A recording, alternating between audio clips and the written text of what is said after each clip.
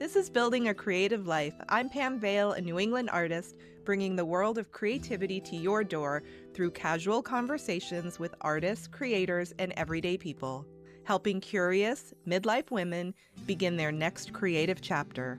I'm glad you're here. Let's get started. Today I had the pleasure of talking to Kate Tremills, a writer, speaker, and creative mentor who brings a deeply human, grounded perspective to the creative process. After working in high-pressure environments in tech and film, Kate made a powerful shift toward a more sustainable creative life, and today she's the author of Joyful Creating with its companion sequel on the way. In this conversation, we talked about burnout and perfectionism and what it really takes to keep creativity alive over time. We explore rest as a creative practice, the role of community and collaboration, and how creative projects are meant to change us, not just be completed. And be sure to stay tuned until the end because I'll be sharing a few final thoughts that will help you apply what we talked about to your own creative life. Well, welcome, Kate. Welcome to the show. Thank you. I'm so delighted to be here. This is great. I'm just really happy that we connected, and I'm very excited to. I don't know you personally, but I've been looking at some of your social media and Substack, and I feel like sometimes with this podcast, I have like a specific topic. But I think there's like so much that you and I could talk about that I feel like it's sort of like this potpourri of creativity, and I'm excited for people to get to know you. If you could introduce yourself and let us know a little bit about who you are and what you do. Yeah, for sure. Probably like a lot of people, I think we met on Substack, and probably like a lot of folks there, I'm very multidisciplinary.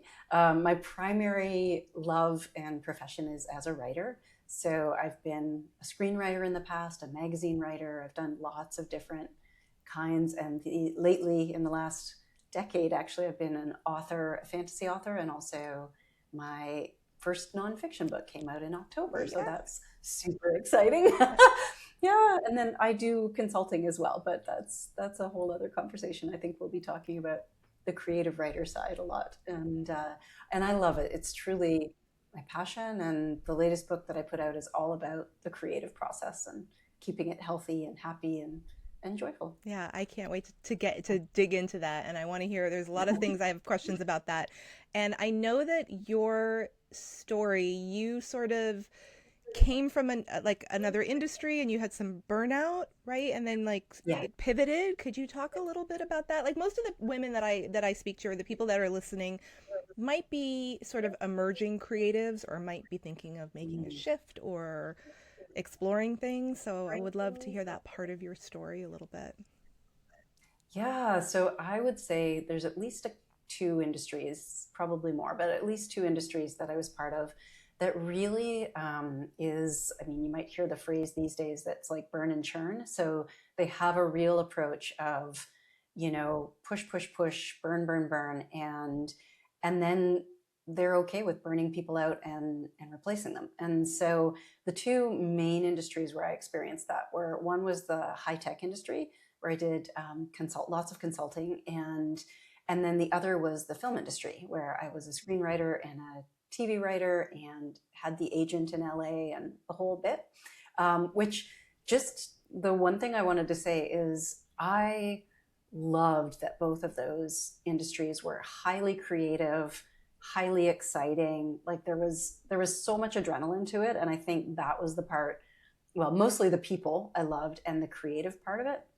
But what I discovered the longer that I was into it was, there really wasn't a break between the burns, between like doing a project and jumping onto another one. Or if you worked on something and it didn't go the way you wanted, you had to immediately have something else in the hopper. And basically, I just found at a certain point, it sucked all the joy out of it for me, and I couldn't enjoy the people anymore. I couldn't enjoy the thing that I loved most, which was creating. And I just got to a place where I I didn't feel excited about any of it anymore. And that was when I really saw that, and my body got really loud about just not having anything in the tank. And I soon got to see that it wasn't just about like the physical exhaustion. It was also about the soul exhaustion and the mental exhaustion that, you know, I really got to see how much those things meant to me and how much they were my source of even enjoying a day, like even, you know, being happy about my life. So that was when I decided it was time to make a really big shift. Yeah, it's Yeah. hard too to like, especially with creative output, to have that kind of pressure and then pressure to create. It's very difficult to Yes. create when you're under pressure.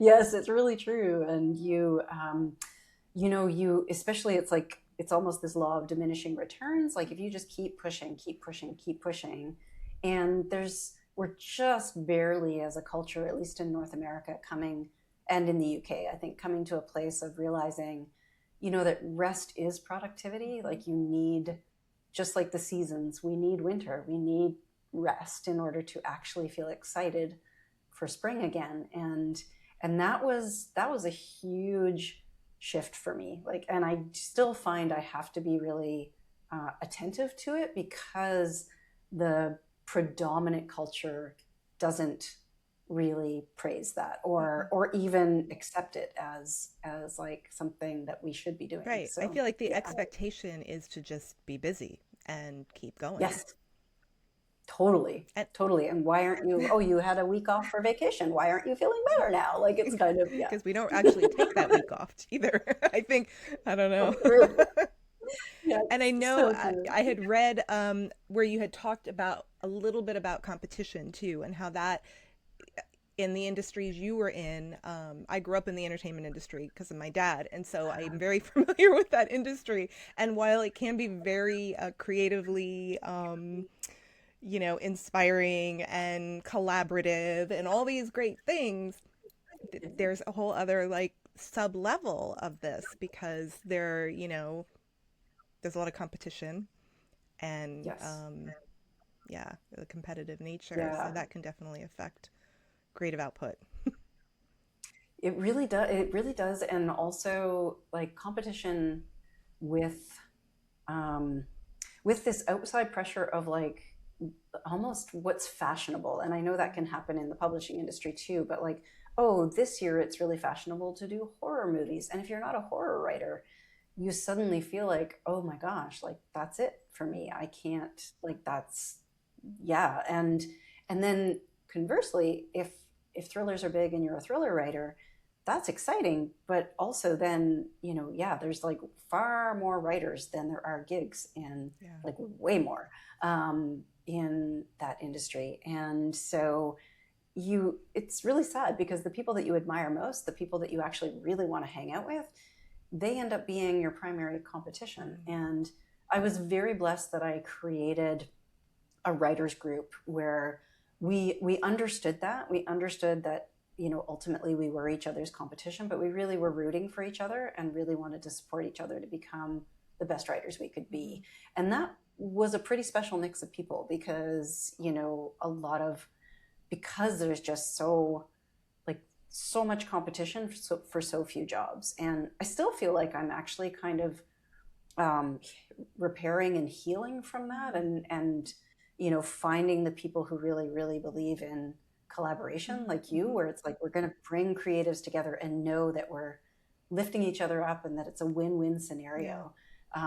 Because I was in industries that were so intensely competitive for so long, Yeah. it's it's a process. Absolutely. So And I think that yeah. places, I'm finding Substack very much like that, like kindly collaborative, at least for now. I mean, it might change, who knows, what's very new, but I'm Yeah. finding that the people that I'm connecting with on Substack genuinely want to collaborate and root for each other. It's not, a negative competition.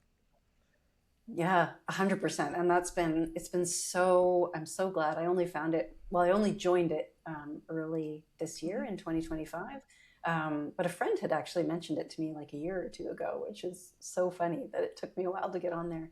but it genuinely has been, it's been such a wonderful experience. And like you said, it may change, but it has been really, really um, uplifting for me to get to be part of a community that really does root for each other, Yeah, which it is feels so genuine. I don't exciting. know. Yeah, 100%. And so Yes. Yeah. I'm really excited to talk about your writing and your books. And I know you did was it four fantasy novels? Yes. Yeah. So Yeah. A trilogy and one, the beginning of an urban fantasy trilogy. Yeah. okay. And that started after you left. Okay. Can you talk a little Yes. bit Yeah. about that? Because I know your new book. We're going About to talk that. about your new book, but I want to hear like because it's so different from. It's very, yeah. Yeah. I mean, in a nutshell, there was certainly the burnout and getting really tired of a lot of the dynamics in the film industry. And, it's a really interesting phenomenon to be a screenwriter where you create things over and over and over again. But beyond like agents and managers and producers, if it doesn't get made, you kind of feel like it never makes it out into the world. So that is a very like unique experience. And also, that being rejected is part of the game. Like it just is, much like with actors, right? Like you're going to get way fewer roles than you audition for. But at the same time, that does take a toll on a creative, and especially because so many creatives are sensitive. And by the time I came to the end of when I had kind of had it with the film industry, a lot of it was because I tell stories with really powerful female protagonists. And that was true of my scripts as well. And I actually had a really amazing script, my last one that I was really doing the rounds with, that got a lot of interest and attention and had two really strong female protagonists. And I just, when I lost it was just when I would be having meetings with young female producers, and they would, honest to God, ask me, do you think we could rewrite this with two guys as the leads? And I was like, no, you You're really missing the can't. point. You really, really can't. Yeah, like this whole story is like relates to them being female. And so at that point, I just thought, I I I know myself. I knew that I wanted to write strong female stories, and that doesn't mean there aren't strong men in them. There's very strong men, but the leads are female. And I just was like, I need to write those stories and I need to put them in the world. And this doesn't seem to be the industry for it. So, and I could feel for a while, like my first book had been um, showing up basically. Like the main character had been nudging me for a while to write this story. And I finally was like, you know what? This is it. I'm going to close that chapter of being in the film industry and I'm going to jump into novels. And I was terrified, but also really excited to make that switch and know that I could actually get these stories out into the world. So And in your own that was the way. big leap. You got to. And in my own way, 100%, yes. Yeah. So I love the film industry was my training wheels. Like this was over a decade of like writing, pitching,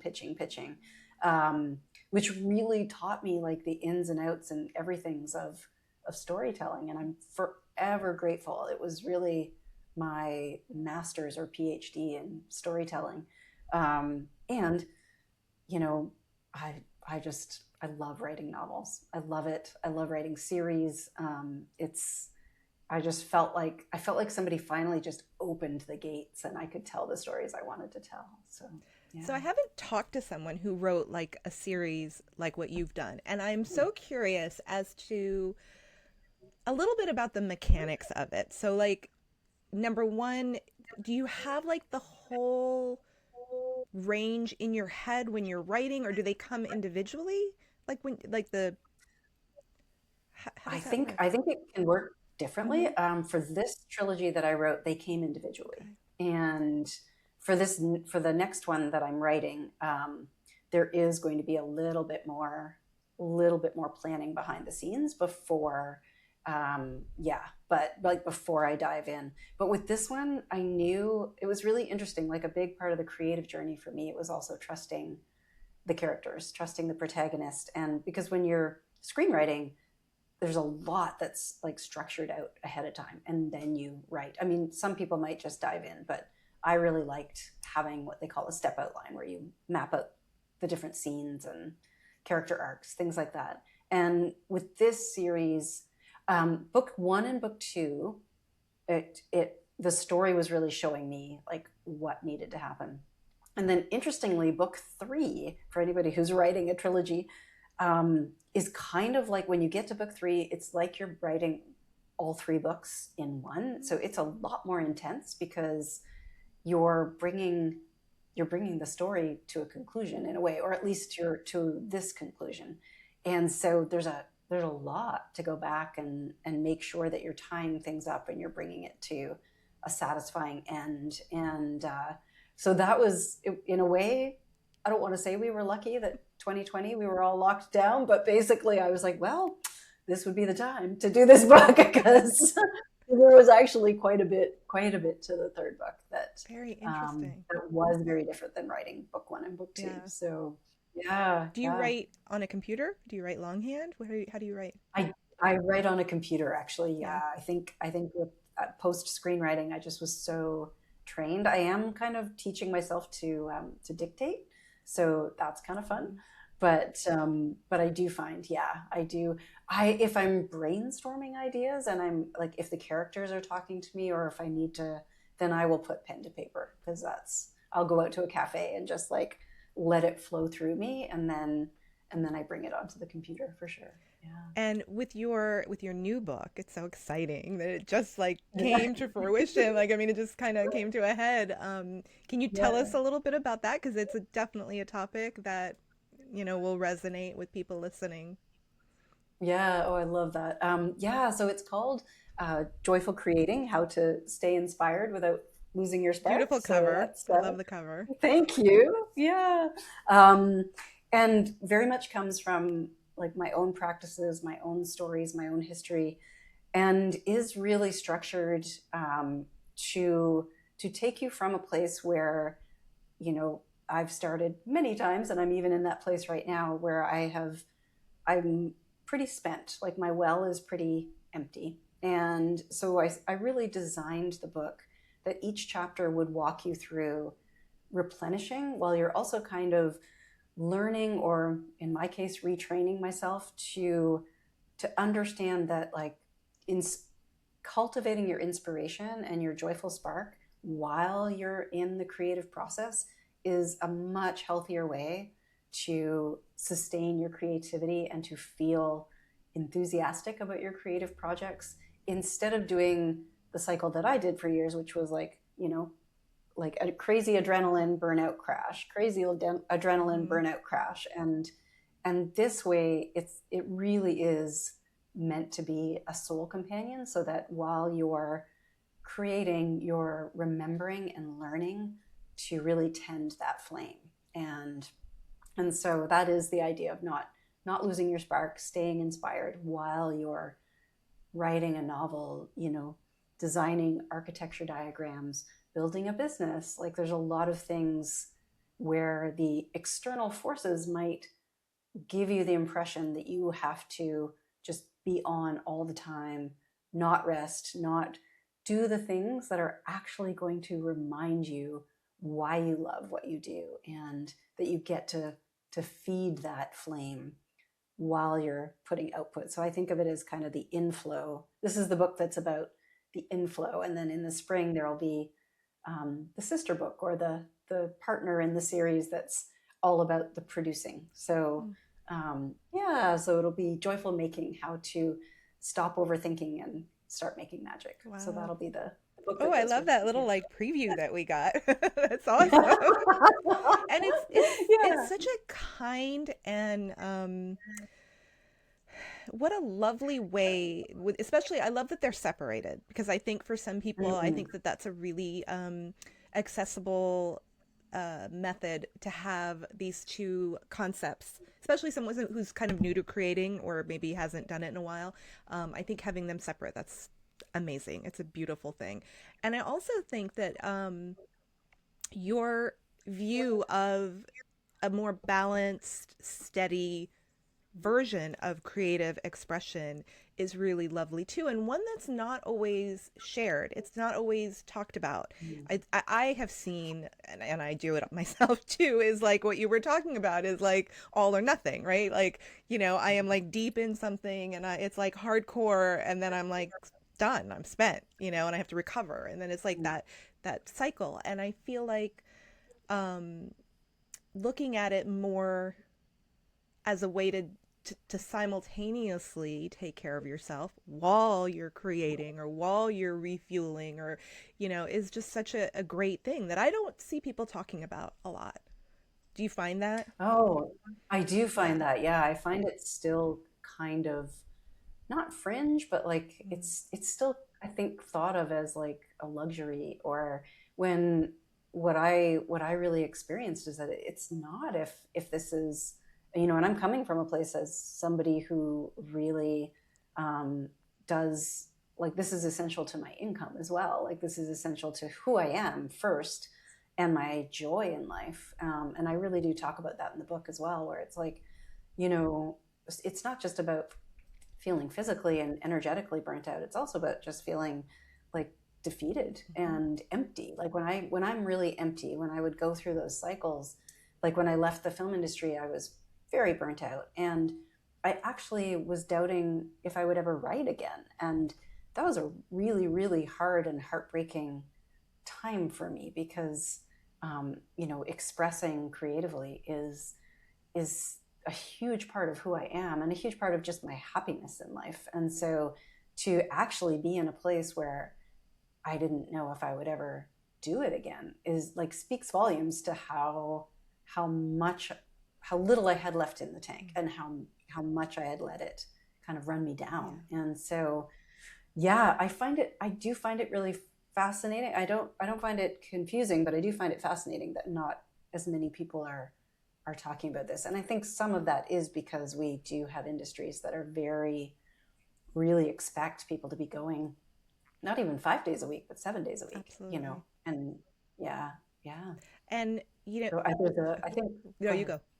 You- Oh, I was going to say, I'm pretty sure it's in Joyful Creating that I tell the story of when I first left the film industry. I, honest to God, was like, so what do people do on the weekend? Like, how does this work? Right. What am Like, I wait, supposed to do if I'm you not? don't you get time off? Like you Yeah, like exactly. you don't I was think like, about like a project? yeah, you're not like working on another script on the Hmm. weekend and like just going, just go, go, go, go, go. So yeah, it was like this was genuinely perplexing to me when I left the film industry. I had to learn how to do How to have weekends. time like downtime. Yes, yeah. I was going to ask you about your connection to like wellness and your creative Mm. expression. And I know you have some like holistic practices that you do. And I would love if you could share, like, I don't know if you have rituals or Mhm. ways that you Yeah, refuel that are more spiritual based or natural. yeah, all of the above. So I do. I have to say, and I think it took me a couple of years post film industry that I really got into meditating. It was not easy for me in the beginning. It feels super easy now. It was not easy for me in the beginning. I did. I think it was actually more natural than I might give myself credit for. But I will say it's pretty essential now as a part of my day. Like most days, I will start with meditating.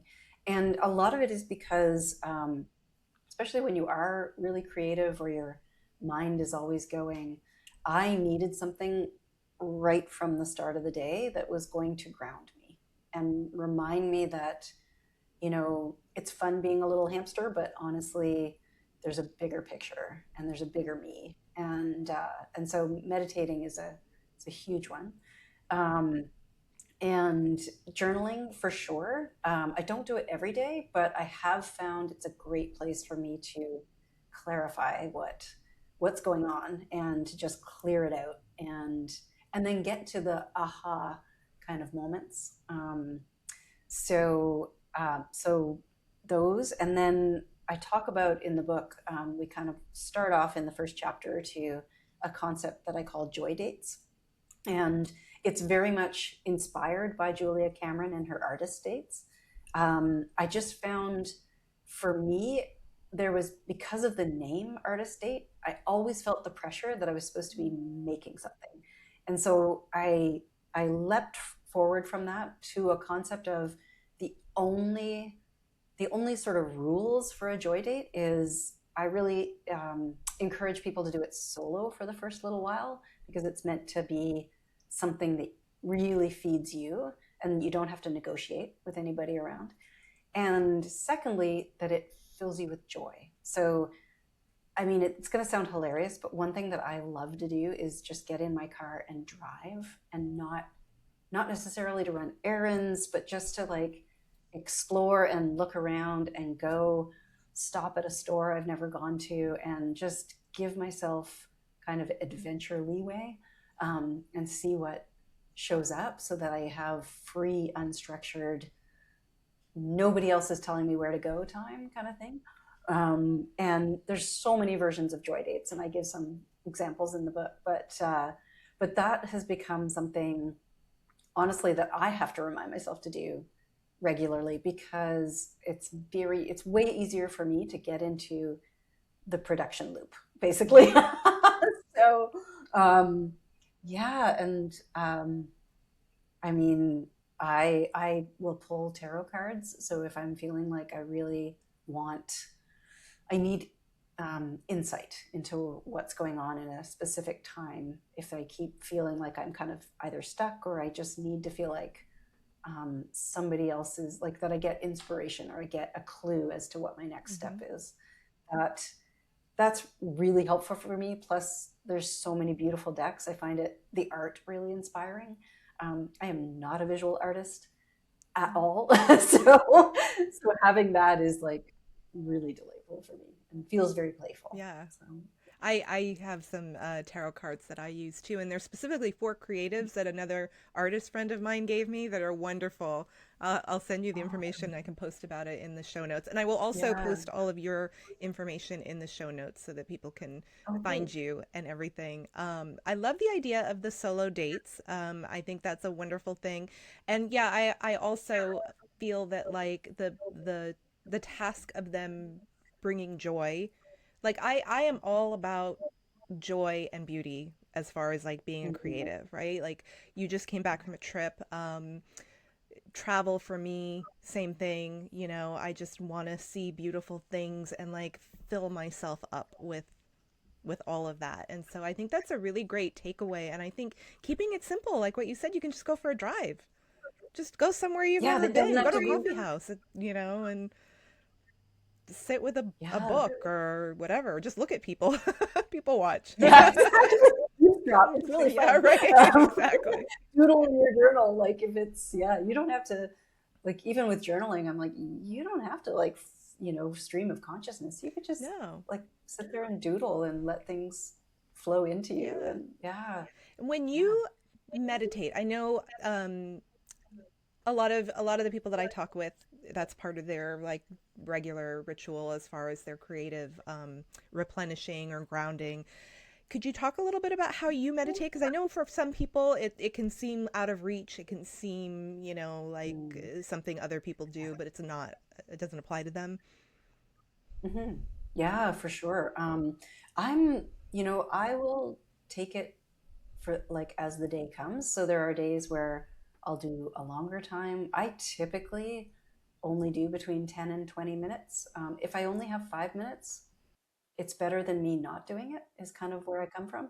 Um, Genuinely, because otherwise I find myself feeling very scattered in the day. And so, having those, like letting my roots kind of sink into the earth is helpful, or center in myself. So sometimes I will just sit, like, and I need to not hear anything, because we have a very loud world with a lot of input.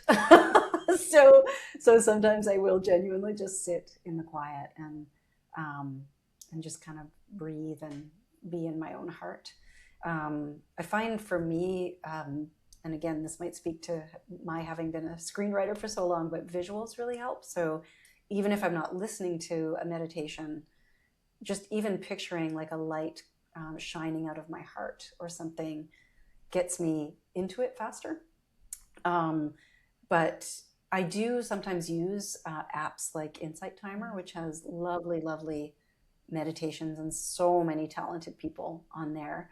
I have a few recorded meditations myself on Insight Timer, but I do recognize that there are people who have been doing it far longer and with a lot more a lot more training. But I wanted to put a few on there for creatives. And there are great meditations on YouTube as well, there's some really great meditative music. So if you don't want to listen to a voice, you can, but the silence is hard. You can definitely listen to music that just puts you in a relaxed state. And if anybody's just starting, I would say be really kind to yourself. Like, it's sort of like if you were learning to run, you wouldn't expect yourself to run 30 minutes. You'd give yourself a chance to run for 5 minutes and then walk maybe, or, so be really kind to yourself, and like, you'll progress. You can always like expand Right. how long you do it. That's such a great advice, because it is difficult at first. It's very difficult. And anything is better than nothing. A couple minutes better than nothing. And I find that, like, for me, when I can't sit in the silence, listening to, I love Insight Timer, and I'm going to go look for you on Insight Timer now. But I just find that, like, hearing a voice, it just sort of like keeps me anchored so that I can sit through it, and you still get the benefits of it, I think. So you totally do. And sometimes I need to feel like somebody's got my back. Yeah, when I'm listening to a meditation, you just sort of feel like, oh, this person is like showing me the way, which is really nice. That's such a lovely way to look at it. And it brings me to like the next thing that I wanted to talk to you about, because I know community is important to you, and like building a creative community. And I would love if you could talk a little bit about that and why that's important to your creativity, or for creatives in general. Yeah. Oh my gosh, such a great question. You'd think that, because part of what excited me about the film industry was it is a collaborative medium. There's like so many people who are part of bringing a film or a TV show to life. And that was thrilling to me, to actually be around people who, were actors or cinematographers or editors, or, a grip on a film set. Like, it's really cool to me that there's so many specialties that come together to make this incredible piece of art that goes out into the world and speaks to so many people. And so what ended up being really disheartening was that you actually end up quite isolated. I think probably less so if you work on a set all day, but at the same time, like, especially as a writer, or if you're any of the folks who are kind of, quote, above the line, so writers, directors, actors, that kind of thing, you spend a lot of time alone. And you are, especially writers, like, so you're spending so much time alone. And there was a part of me, I think I kind of discovered that there's a part of me that loves that is like a total hermit and will like just dive into a story. And then there's a part of me that's like, and I think was part of the spirit behind Joyful Creating, where it's like, the world is my muse. I need to be around other people and to hear what they're up to. And I need to go, like, when you're traveling, I love going to Europe because there's art everywhere that's free. Like, you walk around and there's art on the street, and like the buildings are art. And I just found, I started to notice that without that was one of the ways I also got really, really depleted. I'd end up feeling just, like somebody who sits at home all day with a computer. Like, it gets very, it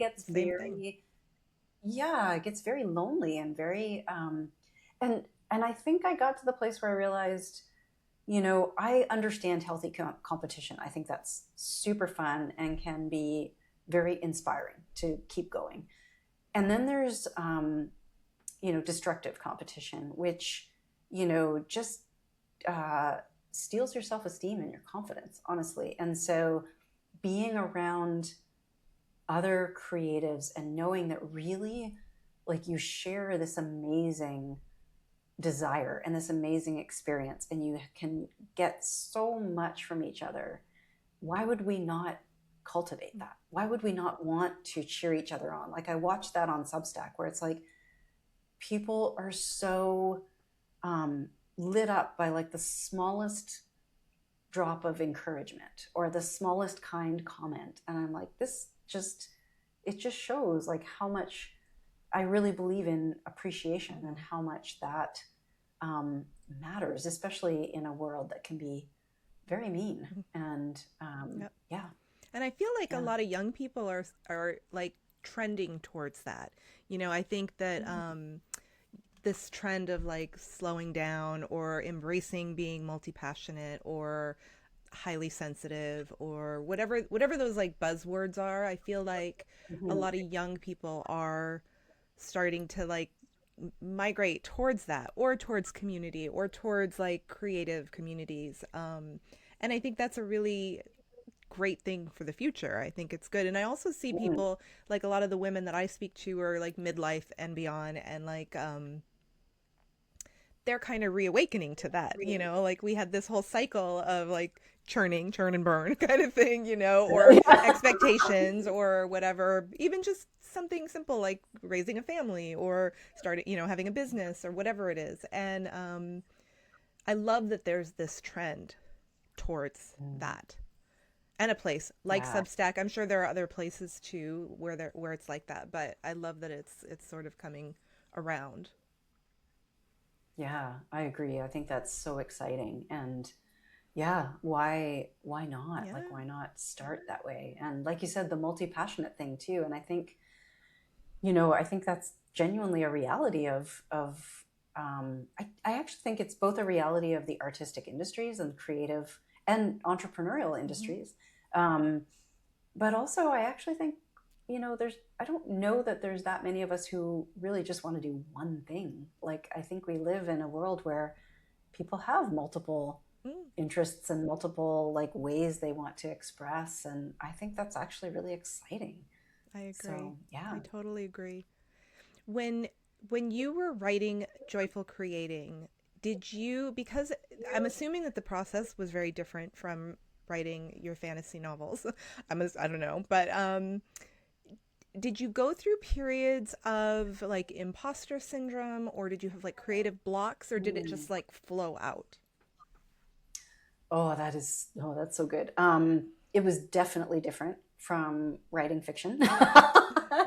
And I laugh because there was a partial nonfiction book that I wrote, and then I was like, because I was trying to write it like I write my fiction, Mhm. did not go well at all, at all, at all. Even after like, Right. so this will just anybody who's wondering, it's like, yes, I've been a writer for like a long time, and I was switching, I guess not mediums because it is a book, but I was definitely switching genres, and so I was able to bring a lot of experience, but I did not have experience in writing long form nonfiction. I've written a lot of and had a lot of magazine articles published, um, but also what was really different was I was writing something that had a clear intention, and I was telling it my own like stories from my own life, and you know one of the delights of being a fiction writer is it's very personal to you, but there's these other characters on the stage. Like, it's not me on that stage with people realizing that these are personal stories. So there were definitely, I think, a lot of it did flow, but I would say there were a few points at the beginning where um, I don't know if it felt like imposter syndrome, but there was definitely fear, and there was definitely needing to break through, you know, realizing that I am putting my own stories on a page and sharing them with the world, and that can invite all kinds of things, right? Like, it still hurts when people say mean things about fiction that you write, but it's a little different. It is a little different than your own stories. So I do feel like in the process of writing it, I needed to come to a place of being at peace with that, and kind of just knowing people will say what people will say. And the deeper I got into it, the more, and this is one of the things that I love about creating, is um, I think then the confidence builds with the momentum. And so as long as I was committed to moving it forward, then it really created its own creative momentum that was super beautiful, and very exciting. And so the first part was a little challenging for sure, because I was figuring a lot of things out. And then once the train was on the tracks, it was really cool. So yeah. That's great insight, because I think sometimes people can stop, you know, they get to that Yes. point and like they Yeah. don't get to go past where like I feel like that. I feel like the confidence doesn't come before the project, the creative project. It comes either during it or after it. And that's, you know, I think for somebody new to creating, or someone who might just have a story they want to tell and just is starting to write, just keep going, keep pushing through, you Yes. know, and like Yeah. challenge some of those old beliefs or the voices that you hear, you know. Totally. Yeah. I really believe, and I do include that in these, which is that every project is meant to change you. And we all know change is not comfortable. So there's parts of it that are going to be thrilling and exciting and like, light you up. And there are going to be times where you're just like, what am I doing? And it's meant to, like, for me, I had to really confront, that here I am putting my stories out into the world. And also to make choices of like, what do I say versus what do I choose to keep my own, what do I choose to keep private? So you come up a lot against a lot of those questions, and you'll definitely come up against doubt, because that is kind of the opposite of like faith in yourself, and to keep going, and to know that like the story you need to tell it matters because it's your version of telling it. Like what you have to say and how you have to say it is really matters, and it's the unique journey that you're on. So yeah. And not let that stop you. Yes. Yeah, Yeah. definitely. um I know you do some mentoring, some creative mentoring in addition. I would love for you to Yeah. share like resources that you offer that people can take advantage of. For sure. So for now, it's one-to-one sessions basically that people can book with me.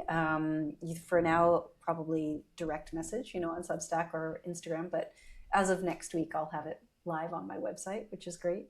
But I have definitely worked with authors who, especially at this point, writers who know they have a book in their heart, and it's been a desire, whether it's been just for this year or for many years.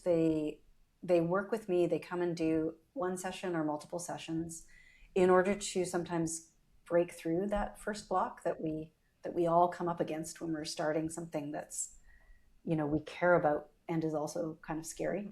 And just to either get the project started, and or I also mentor through the process of writing the book or creating the project, and then potentially, planning out the publishing and that sort of thing, like how to do that.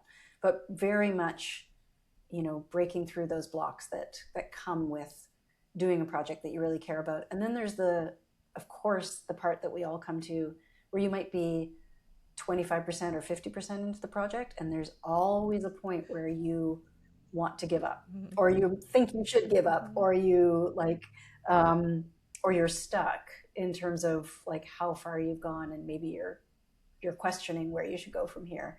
And so I work as a mentor through the process, because I know how natural those cycles are, and it's easier for me to spot it and help somebody through it, because I've gone through it so much myself, and I've had other people help me through it. So, and it's completely natural. Like this happens for everybody. I don't care if you're Stephen King or somebody who's writing a brand new book, or, Elizabeth Gilbert. Like, trust me, we all We all will run into those blocks. So yeah. Yeah, absolutely. I know I definitely did writing writing the book that I wrote, and not only that, but also getting to a point where I was just sick of it. Like Yes. I Oh my didn't care God. about I was so annoyed by it. I didn't want to like reread it again. I didn't want to like go back. So I just, I put it down for a couple months and then you go back fresh, and like that Yes. definitely happens. Yeah. And we all have our own rhythm too. Mm. So like I used to, when I was in the film biz, I jokingly called myself a binge writer because I would just like write as hard as, and I'm not that way anymore. And especially with this book, what was hilarious and very like uncomfortable for me, but also really delightful, was that I soon recognized that I could not write a word in this book unless I was actually staying true to the message of the book. So, in other words, I needed to always be in a state of like enjoying it, and whatever that rhythm was, that so that I would always come to the writing process feeling excited. And that did not mean binge writing. That meant, doing little chunks each day and sometimes like taking the weekend off, or so it was a really beautiful rhythm that I kind of had to learn as I was writing this book, because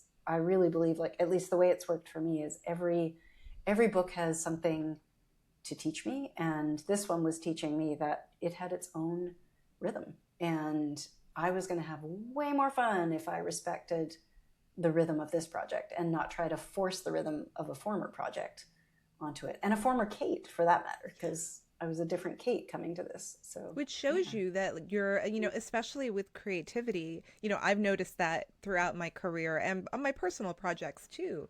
Like we change, the things that we're interested in change. Our time frame of in my book I talk a lot about like what kind of creative you are, and talking about like being a binge writer.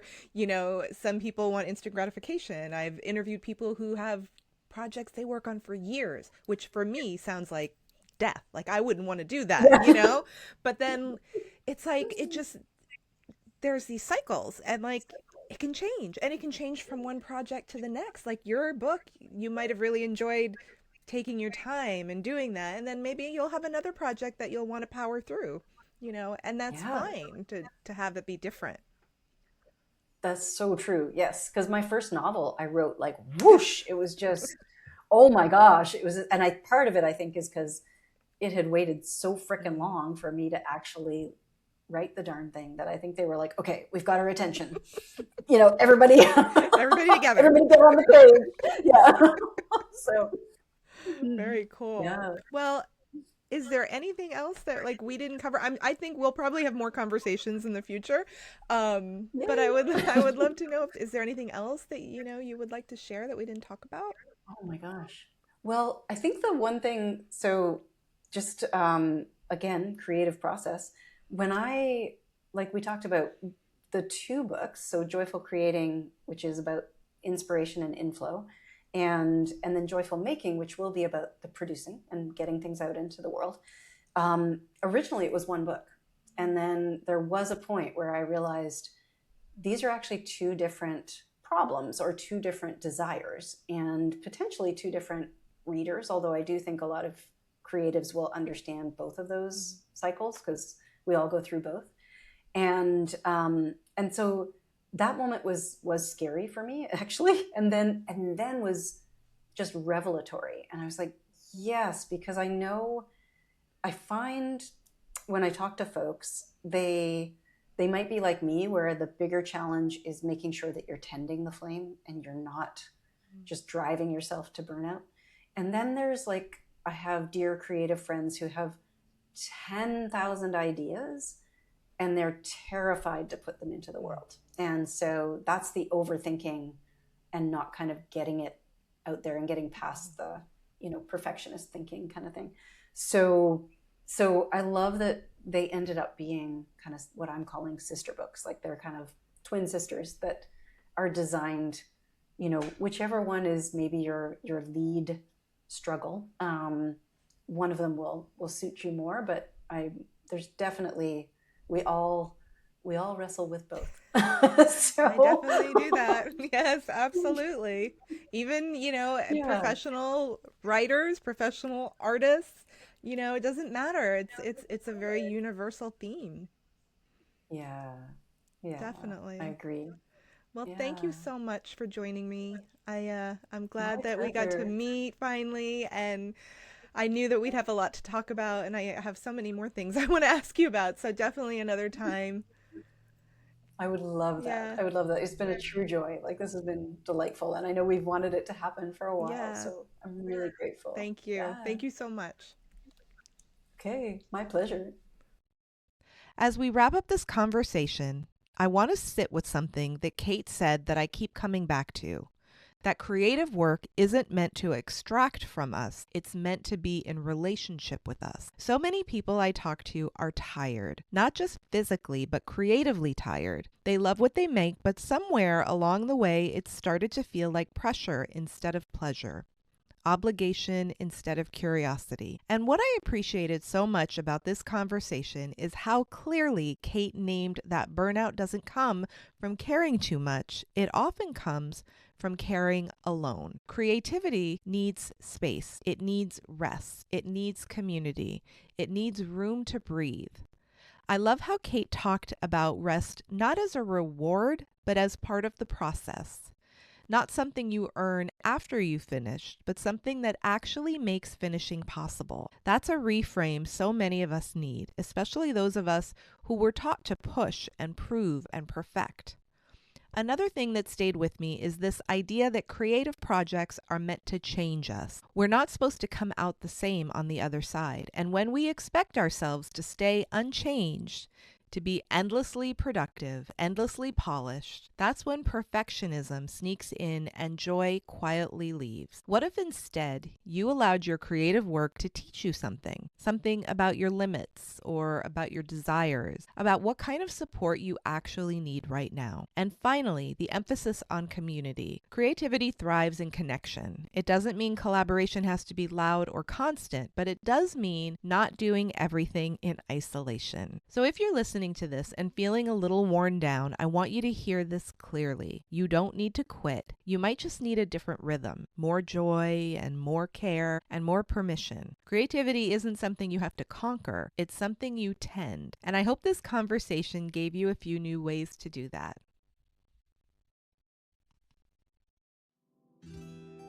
Thank you so much for spending time with me today. If you enjoyed this episode, subscribe for free and share it with a friend. It helps others find the show and grows our community. Remember, creativity is yours to define, there are no rules, and it's never too late. Until next time.